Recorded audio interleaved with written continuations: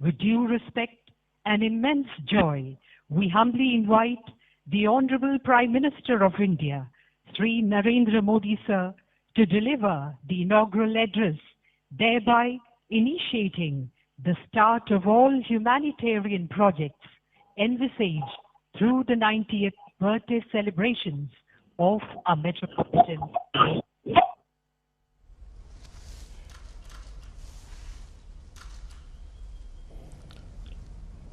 Honorable Reverend Dr. Joseph Mar Thoma, Metropolitan, revered fathers,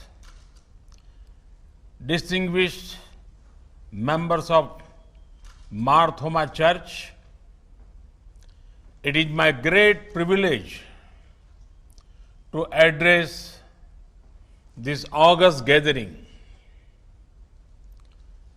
We have gathered to mark the special occasion of the 19th birthday of most revered Dr. Joseph Mar Thoma, Metropolitan. I convey my greetings to him and I wish him a long life and best health. Dr. Joseph Mar Thoma had devoted his life for the betterment of our society and nation. He has been particularly passionate about removal of poverty and women empowerment. Friends, the Mar Thoma Church is closely linked with the noble ideas of Saint Thomas, the Apostle of Lord Christ. India has always been open to spiritual influence from many sources. The contribution of Saint Thomas and following him the Indian Christian community are deeply valued. With Saint Thomas, we associate humility. He rightly said, and quote, humility, which is a virtue, is always fruitful in good works, unquote.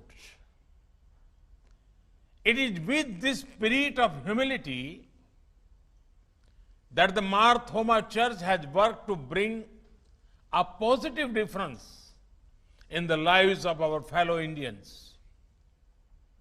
They have done so in areas such as healthcare and education. Saint Thomas was blessed with immense wisdom.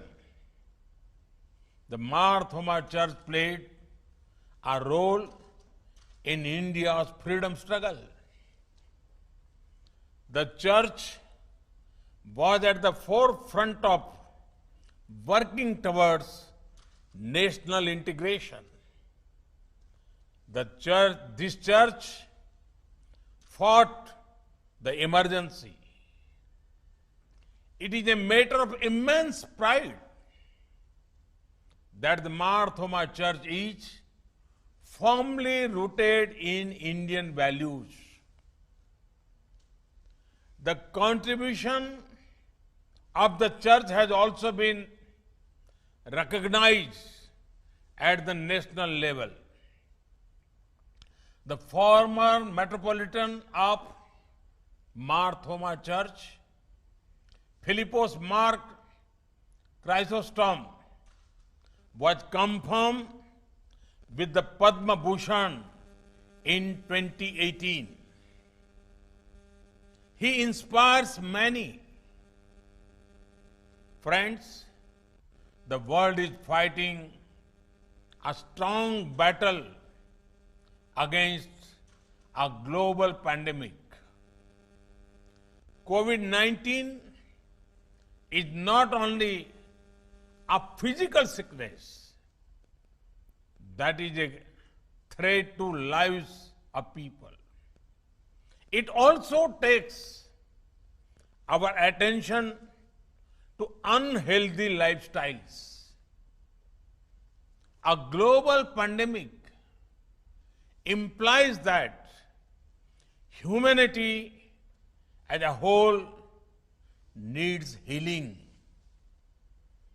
Let us do everything possible to further harmony and happiness in our planet. Friends, you will be happy to know that powered by our Corona warriors, India is firmly fighting COVID-19. Earlier this year, some people had predicted that the impact of the virus in India would be very, very severe. But due to lockdown and many initiatives taken by the government, as well as a people-driven fight, India is a much better place than many other nations. India's recovery rate is rising. Any loss of life is unfortunate due to COVID or otherwise. However, India's death per million due to COVID is under 12.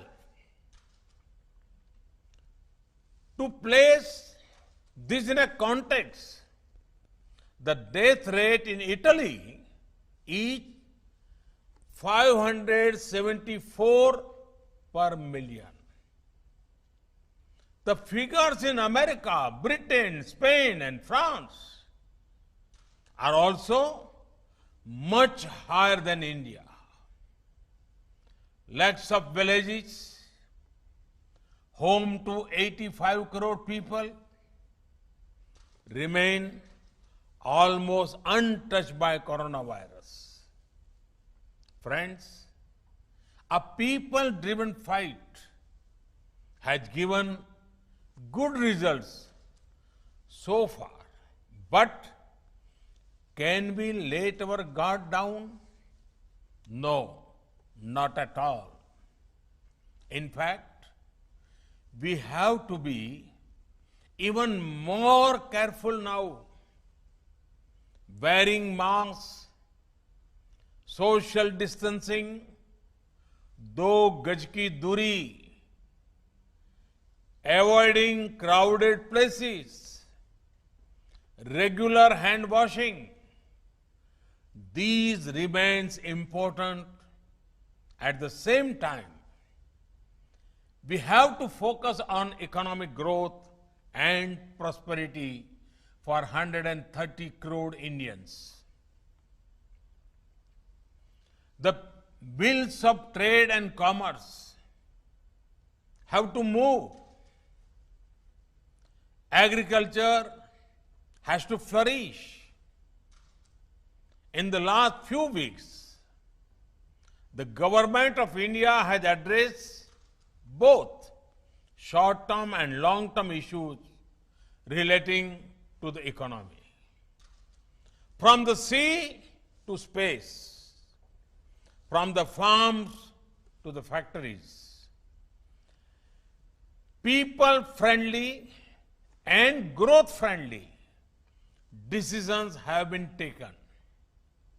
The call for Atmanirbhar Bharat, self-reliant India, will ensure economic strength and prosperity for every Indian. A month ago, the Union Cabinet cleared the Pradhan Mantri Matsya Sampada Yojana.